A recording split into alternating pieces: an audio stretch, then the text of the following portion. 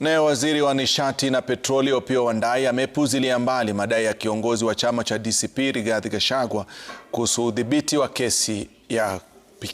gesi ya kupikia kumradhi. Akizungumza na wanahabari jijini Nairobi, Wandayi amesema mchakato wa kutafuta kampuni ya kufuatilia mitungi iliyosanifiwa ya gesi bado haujakamilika. Aidha, ameonya kuwa serikali itazidisha msako dhidi ya wale wanaohusishwa na biashara haramu ya gesi.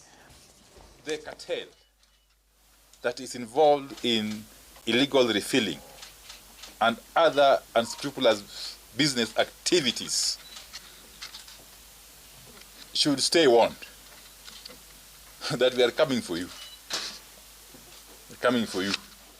Our officers will be pursuing you very vigorously. Very, very vigorously. And the crackdown on illegal LPG operations will be intensified until full compliance is achieved.